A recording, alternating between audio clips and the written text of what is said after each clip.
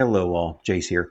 So, in this episode of Jubilee Surrounded, they brought out their aces. They brought out Parker and Mason because they did a very good job of over talking and interrupting Charlie Kirk in the last Surrounded, and they thought they might be able to get Ben.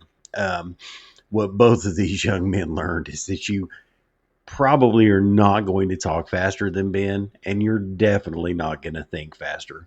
So, this topic that they're discussing is whether or not Kamala Harris is a threat to the institutions of our republic.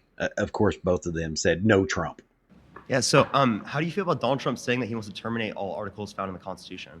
I mean, to what comment are you specifically referring? Like his tweet on Twitter? Well, no, his tweet on Twitter actually suggested that he believes that, quote unquote, the election was stolen, a proposition with which I disagree. And he says that if that's true, then effectively the Constitution has already been nullified. That's not the same thing as saying he wants to obliterate all articles of the Constitution. I would also say that many of the things that Donald Trump says, I mean, show of hands, who takes everything that Donald Trump says seriously in this room? Really? All of you guys take everything he says seriously? He was indeed the president, and I would also recommend that if you take everything that Donald Trump says absolutely literally, you might need to see a psychiatrist. Donald Trump does not take even Donald Trump does not take everything he says seriously. There's no, in any case, go ahead. Does he believe he won the 2020 election?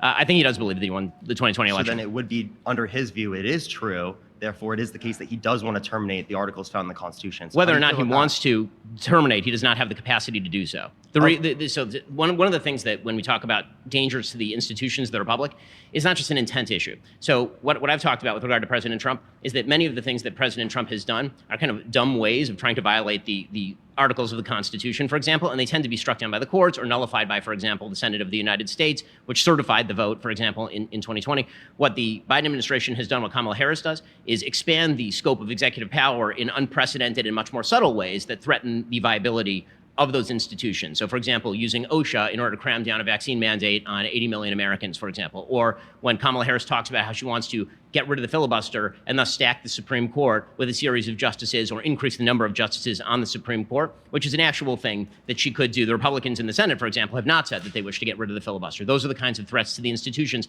that I find significantly more credible than Donald Trump tweeting that he would like to make himself whatever he would like to make himself. So wanting to terminate the Constitution, sending false slates of electors to Electoral College to cast Trump votes in 7 key states, even though he didn't win the election, those things aren't a threat to the public institutions that we have, especially when he gets a vice president that said he wouldn't have certified the election results? I don't think they're a threat to the established institutions of the republic, specifically because those institutions work. It's when you start to thwart the actual internal workings of the institutions that you have a serious danger. I disagree with many of the things that Trump has done and said on these particular matters. And if effectuated, that would be a real problem. I just don't think there's much threat of that actually taking place. I mean, he did leave office when he was supposed to leave office, despite all of the insanity that took place between November and January in the last election cycle. Yeah, so how does the OSHA mandate threaten our public institutions, but not the ones like, say, the abortion bans in certain states that restrict women's access to abortion, even instances where they've been assaulted? I mean, that's not a threat to the public institutions. But we're going to get to abortion later and we can disagree with the policy. That's not a threat to the fundamental working of the institution itself. OSHA was designed to protect occupational safety and health. It was not designed in order to cram down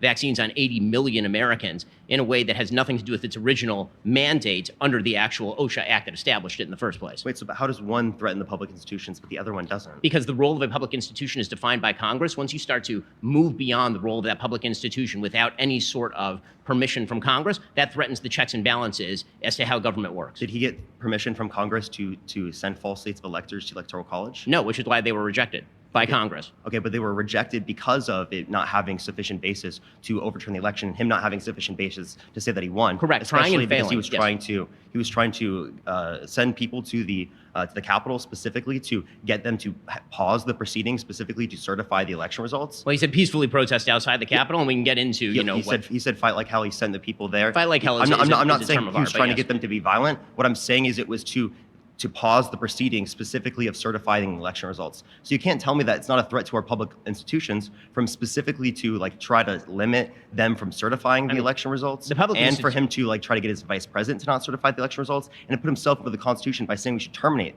the Constitution, like the articles found in the Constitution. Okay, but the public institutions actually worked. The checks and balances worked. He tried many things, as you stated, and all of them were stopped. But that's a threat to them, correct? I mean, he was threatening to do things that were not that were then held back by the institutions. This is sort of my point. I'm not saying that President Trump has the best of intent with regard to all the institutions of the United States. What I'm saying is those institutions continue to properly function under him in a way that they would not under Kamala Harris or have under Joe Biden. So he could literally say that he wants to steal the next election, and you would say that that's not a threat to our institutions publicly? I could say that I think that the things that he says about wanting to do things are generally not a threat. Wait, so that's not a threat to our public institutions for him to say that? Yes, I think a verbal threat to do things is not the same thing as an active.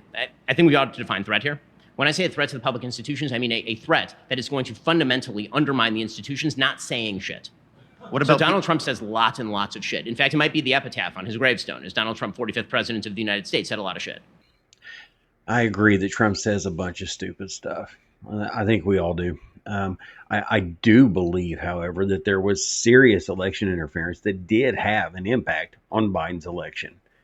I don't agree with the way Trump handled it. However, he did not do anything wrong on January 6th when he said to peacefully and patriotically protest. You know, I am so thankful that our framers were so incredibly wise that they created the Constitution in such a way that one person can't exercise the type of power that they're railing against. That's what makes what Biden has done and what Harris wants to do so frightening. You know, in the beginning of his term, Biden just bypassed all government by doing everything by executive order. Harris wants to get rid of the filibuster. She wants to add Supreme Court justices so she can just put anything through she wants through simple majority, which spits in the face of the very republic we were founded upon. Trump did a dumb thing and was stopped. Harris might not be. So it's interesting to me that you're saying the Occupational Safety and Hazard Administration shouldn't have the credence to protect the safety of occupations. Like, to me, that's something that's really silly. Can I ask a quick question just to clarify Absolutely. where we are on this Sure. issue? Do you think that vaccines are effective?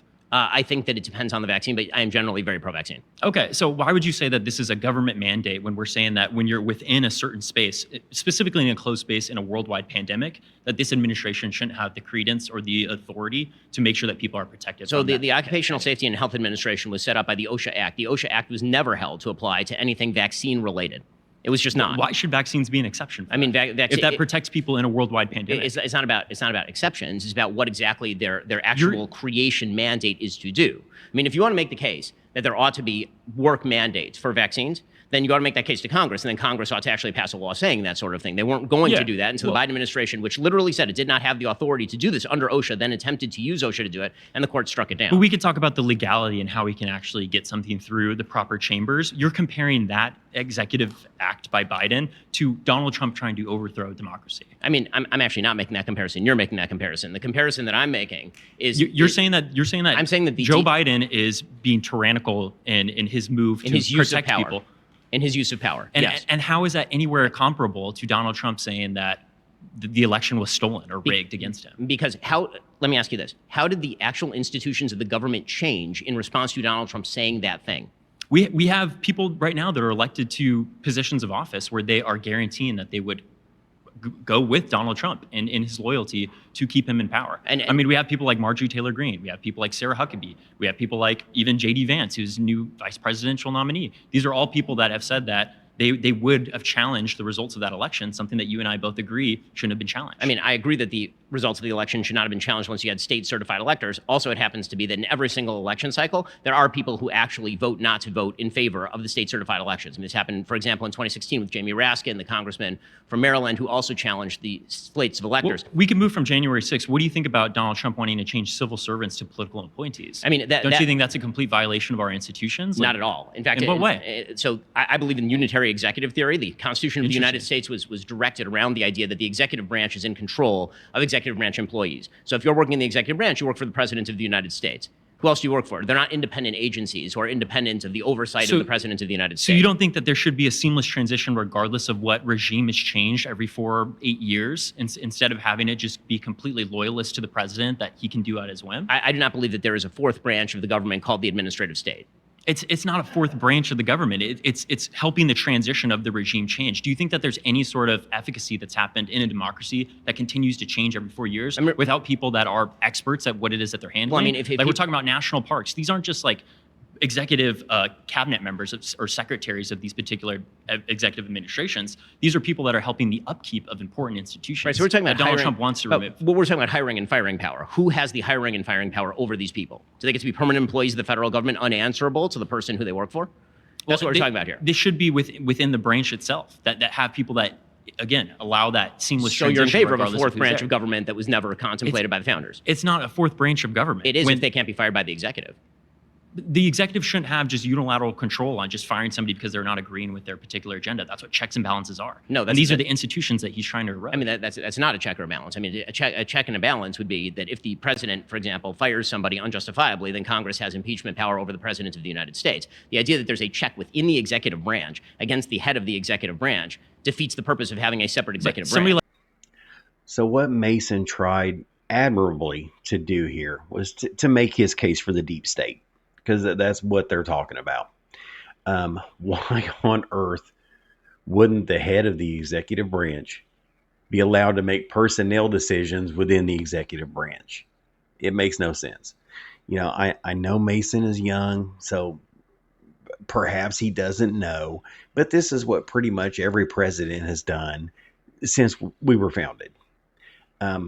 Why wouldn't you hire people that support your agenda and remove people who don't?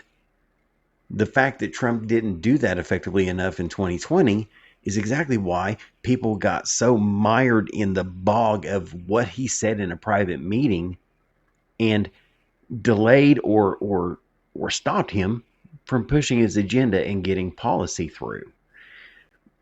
You know, Mason just knows that the deep state did a very effective job of undermining Trump's first presidency, and he desperately wants those operatives back in place to do so again if Trump gets elected. I highly doubt Trump will make the same mistake twice. Thank you guys for watching. Please like and subscribe. God bless, and we'll see you for the next one.